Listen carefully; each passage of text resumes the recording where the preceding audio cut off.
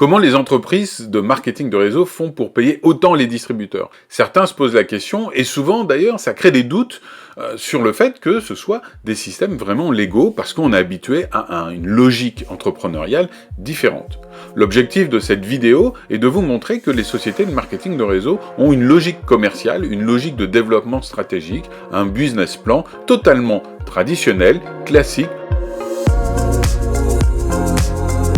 Alors, je suis Olivier Parent, je suis représentant d'une société de marketing de réseau, et évidemment, je connais un peu ce milieu, et pour avoir navigué d'entreprise en entreprise, je me suis aperçu que c'était une question toujours très importante de comprendre le modèle général quand on débute une activité ou quand on a envie d'essayer de rentrer dans cet univers. Ce que je vous propose, c'est de le découvrir en 2 étapes. Je vais vous faire un petit schéma d'abord pour vous permettre de comprendre globalement comment ça fonctionne, très rapidement, et puis ensuite, je vais aller sur un petit tableur pour aller un peu plus en détail pour ceux qui ont besoin de comprendre un peu plus les choses en détail. Vous ne serez pas obligé de regarder cette partie, mais au moins vous aurez des chiffres, ça sera peut-être un peu plus clair pour certains, de manière à ce que vous compreniez ça. La première chose qu'il faut bien comprendre, c'est que toutes les entreprises, qu'elles soient cotées à la bourse ou pas, en marketing relationnel, eh bien, sont des entreprises avec des statuts juridiques traditionnels. Il n'y a pas de statut juridique particulier.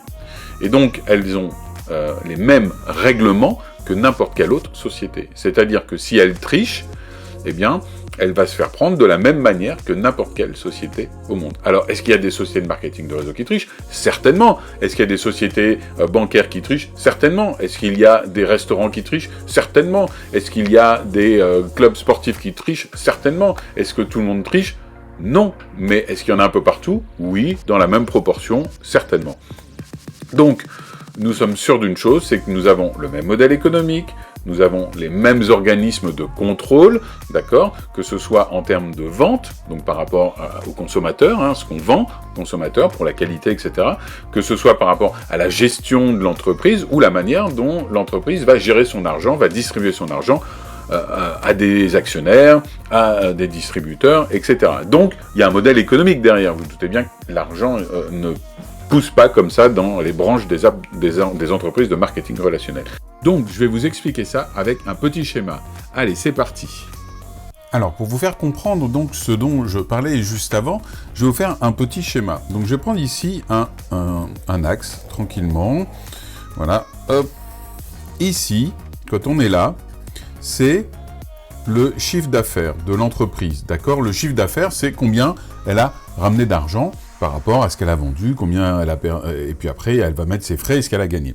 Alors, je vais essayer de faire simple, donc vous m'excuserez si vous êtes comptable ou expert comptable de l'approximation de mon propos, mais grosso modo, dans les lignes, eh bien, vous allez, j'espère, comprendre.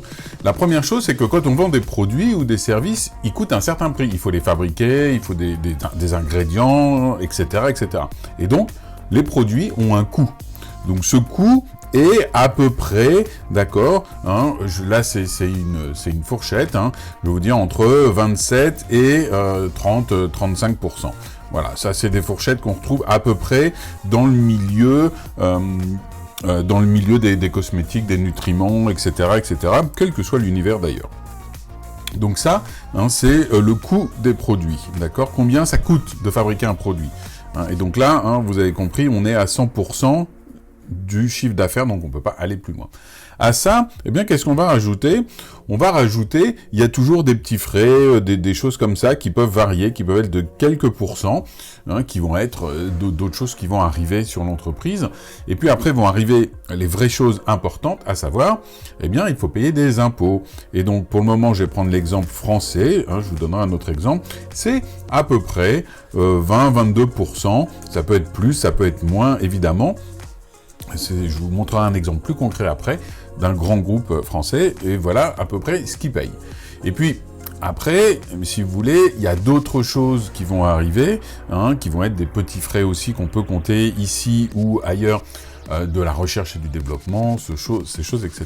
Mais là, on arrive principalement sur la totalité du produit. Donc vous avez vu, là on est à peu près à 25%, donc là on a ici sur la barre, là on est à peu près à 50%, d'accord, là on va être à peu près à 75%, d'accord, et puis là à 100%.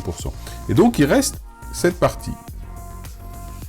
Et donc cette partie, comment elle fonctionne? Eh bien, pour un grand groupe qui vend des produits dans les univers cosmétiques, bien-être, etc., on peut estimer que la publicité, d'accord, rien que ça, hein, alors publicité au sens large du terme, hein, ça peut être sur les réseaux sociaux, etc., eh bien, va représenter une bonne 30aine de %. Donc, on a un budget pub qui est ici de 30%.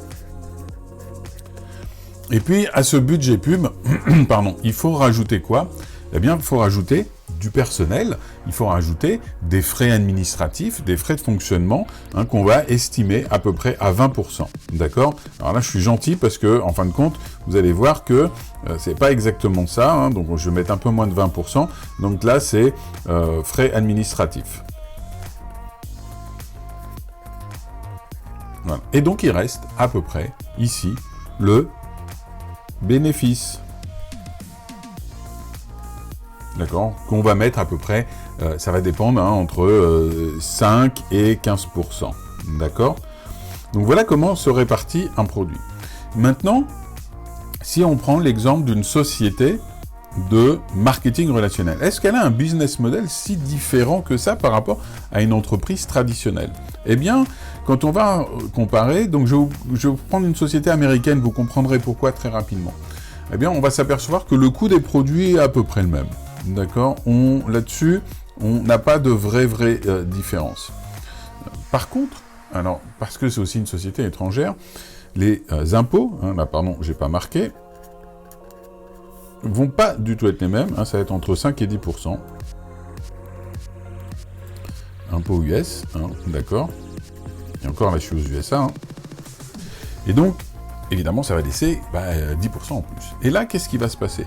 Eh bien, cette pub, ici, nous on l'a pas. C'est-à-dire qu'on a au moins cette somme, que je vais retrouver ici, d'accord, qui n'est pas utilisée en pub, puisque nous on fait pas de pub. Et puis, vous vous doutez bien qu'étant donné qu'il n'y a pas de vendeurs dans les sociétés de marketing de réseau, étant donné qu'il n'y a pas de boutique, il y a évidemment des frais qui sont nettement moins grands. Quand il y a une bonne gestion, parce que vous allez voir qu'il y a des sociétés qui ont une mauvaise gestion. Mais ça va diminuer. Et donc, du coup, il va y avoir des frais ici. Hein, je vais les mettre... Alors, excusez-moi mon dessin. Je vais mettre les frais... Hop, je vais garder le même bénéfice, parce que grosso modo, les sociétés de marketing de réseau, faut pas rêver, font le même bénéfice, hein, même si elles vous font des grands chiffres. Voilà. Donc, en fin de compte, si on divise les frais par 2, les frais administratifs vont être ici. Et là, c'est le bénéfice. Et donc, il reste cette grande partie. Et c'est quoi cette grande partie? Plutôt que de payer de la pub et de payer du personnel, qu'est-ce qu'on fait? C'est là où on paye les partenaires. Et donc, c'est entre 40 et on estime que la meilleure société de marketing de réseau, dont je tairai le nom par discrétion, si vous le voulez, vous me le dites, et je vous le dirai en message privé, eh bien, reverse entre, donc, par rapport à ça, 51%. Donc, vous voyez, là, du coup, ça veut dire que c'est plus grand. Pourquoi? Parce qu'il y a des frais de gestion qui sont mieux gérés. Mais, grosso modo, on est entre 40 et 50% qu'on va pouvoir reverser aux frais, aux partenaires. Alors, je vais maintenant vous dire ça plus en détail. Puis vous pouvez me dire, ok, d'accord, tu fais un schéma, mais dans la vraie vie, comment ça se passe? Et pour ça, je vais vous passer sur un tableau un tout petit peu plus compliqué. Donc, nous allons aller vers Excel pour ceux qui veulent être sûrs que je raconte pas n'importe quoi, parce que je vous invite à douter de ce que je dis, hein, par précaution. Donc, je vais vous montrer des chiffres qui datent de sociétés qui sont à la bourse, et donc, du coup, avec des bilans que vous pouvez consulter. Je peux même vous envoyer, bien évidemment, les bilans annuels, et je vais me baser pour ça sur des bilans de 2018. Voilà, hein, puisque il faut un peu de temps quand même. Allez, c'est parti pour un petit tour sur Excel. Donc, comme vous pouvez le voir sur le tableau, vous inquiétez pas, je vais tout expliquer.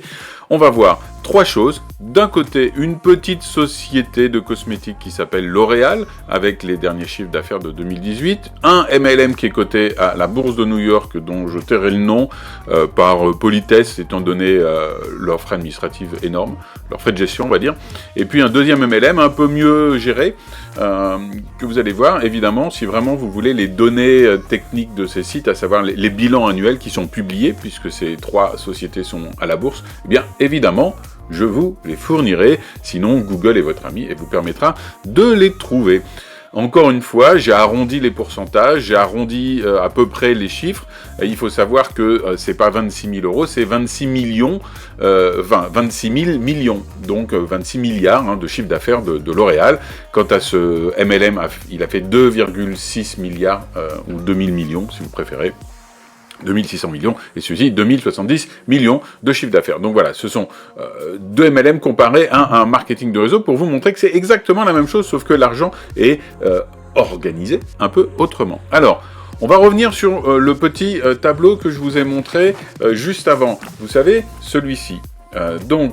Petit tableau, eh bien je vous disais que d'abord quand il y avait un chiffre d'affaires, c'était la totalité, la première chose c'est qu'il y avait, pour ceux qui s'en souviennent pas, il y avait un coût de produit, ici, d'accord, le coût du produit que vous voyez ici. Donc vous voyez, en gros, on est autour de 27, 24, 33%. Ça va dépendre des produits. Est-ce qu'ils sont nouveaux, pas nouveaux?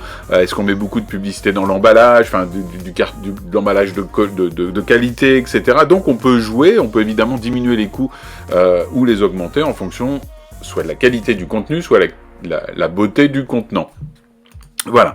Mais vous voyez, on est dans cet ordre de grandeur. Et puis, il y a ces deux chiffres sur lesquels je voudrais qu'on mette une petite parenthèse. On va redescendre en dessous. Alors là, j'ai mis ça parce que ça m'amusait. L'Oréal qui fait beaucoup de publicité sur ses produits. Donc, il faut savoir qu'en recherche et développement, c'est à peu près 3% du budget. Voilà. Mais bon, petite parenthèse, excusez-moi, monsieur L'Oréal, si vous m'écoutez. Donc après, il y a des frais. Donc vous voyez, les frais, ça peut être des frais, ça peut être aussi des dividendes. C'est pour ça que L'Oréal gagne de l'argent, parce qu'ils ont beaucoup de dividendes sur des placements, ce genre de choses, pour faire simple. Alors que les autres sociétés ont plutôt des frais. Là, cette société avait des arriérés à payer, donc du coup, ça leur en a fait un peu plus. Et puis, il y a les impôts. Alors, comme je vous le disais, vous voyez, L'Oréal a payé 21% d'impôts. On parle de la société, pas du groupe entier, d'impôts sur donc les 26 milliards. Ils ont payé 1 milliard d'impôts, alors que ce MLM a payé, vous voyez, 4%. Oui, c'est pas pareil. Vous voyez, moi je vois bien la différence. Et là, 6%. Donc vous voyez, là on est aux États-Unis, bourse de New York. Là, on est L'Oréal, impôts en France. Donc ça change des choses. Et le résultat, le bénéfice, si vous voulez, le résultat net, eh bien, c'est ici 14%, 5% et 8%. Donc, vous voyez, les sociétés de marketing de réseau, c'est pas des sociétés qui s'en mettent plein la poche comme ça facilement. C'est des business solides avec des business plans qui sont les mêmes. D'ailleurs, si ces comptes sont validés pour les bourses, vous vous doutez bien qu'il y a des dizaines, que ce soit la commission, la commission des bourses pour voir s'il y a eu des tricheries, que ce soit évidemment, je passe même pas sur les comptables, les experts comptables, les cabinets, les audits, plus c'est aux États-Unis, toutes les sociétés qui, s'il y avait des fraudes pour ces sociétés de marketing de réseau, ça ferait un plaisir de les attaquer, parce que vous imaginez, comme c'est au prorata de la triche, vous imaginez aux États-Unis, si vous tapez sur ces entreprises, vous faites jackpot, quoi. Donc évidemment, tout est super carré et tout est validé par la loi, par toutes les conventions, par tout ce qu'on veut. Et donc, on a, en fin de compte, ça, c'est kiff-kiff, c'est pareil, d'accord? Allez, on va le mettre ah, j'aime bien en bleu. Allez, hop, voilà. Il n'aime pas. Ça, les impôts, ok, c'est kiff-kiff, c'est pareil. C'est en bleu. Après, là, tout ça, c'est un peu kiff-kiff, boum, c'est pareil. Et il reste le reste. Le reste, vous savez, c'est ces fameux pub et puis paiement, pub et puis non-pub et puis frais. Alors, qu'est-ce qu'on peut remarquer? Bon, on peut s'apercevoir que L'Oréal a en pub pure, alors évidemment, chaque société dissocie des choses un peu compliquées. Je vous avoue que le rapport de L'Oréal doit faire 300 pages à peu près. Donc, je me suis basé sur les bilans généraux. Donc, excusez-moi de la non-finesse de l'analyse, si je peux dire. On pourrait rentrer beaucoup plus en détail, mais je pense que vous allez comprendre quand même. En gros, tout ce qui est publi, promotionnel, etc., c'est 30%. Boum! Donc déjà, nous, 30%, on les aurait économisés. On aurait pu les donner à qui? Aux partenaires. Et puis après, frais commerciaux divers. Alors, voilà, il y a à la fois des frais commerciaux et à la fois du personnel administratif, etc. Donc, voilà, parce qu'il faut savoir que les comptes ne sont pas faits de la même manière, en plus, c'est pas les mêmes pays, etc.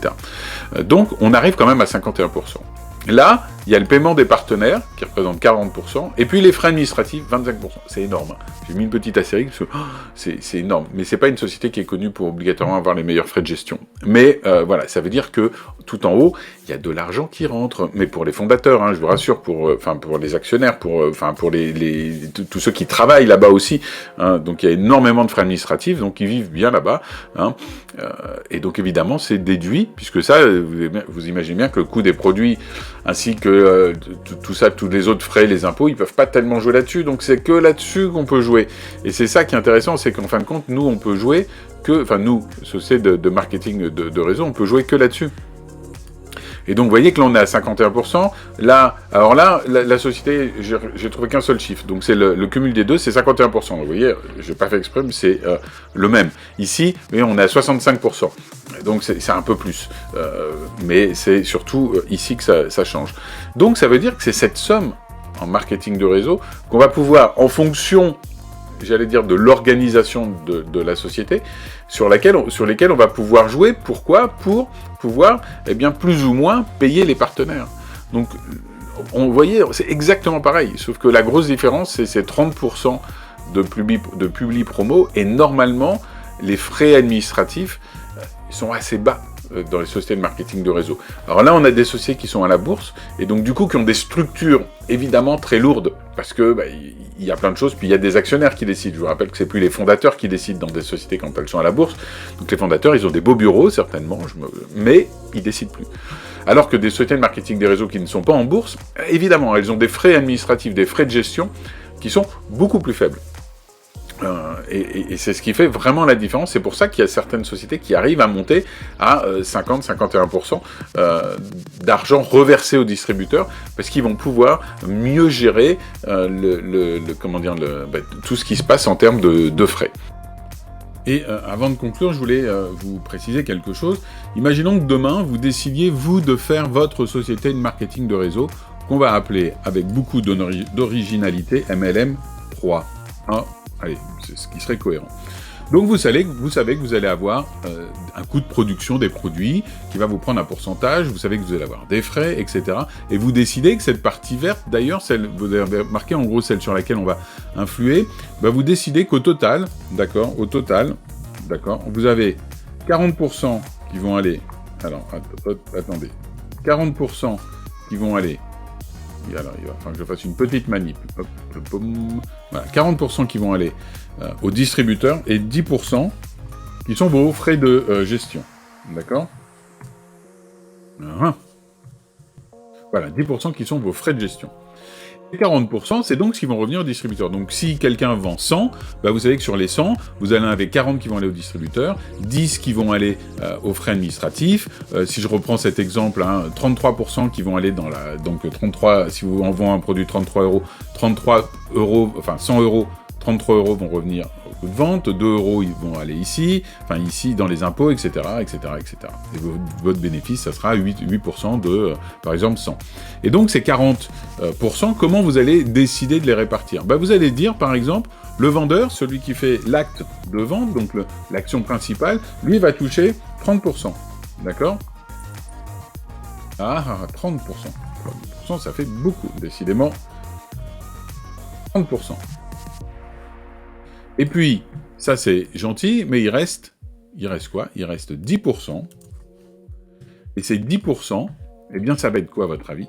Ça va être tout simplement ce qui va être réparti dans l'équipe ou le système, on appelle ça comme on veut, je vais mettre système parce que ça me semble mieux correspondre.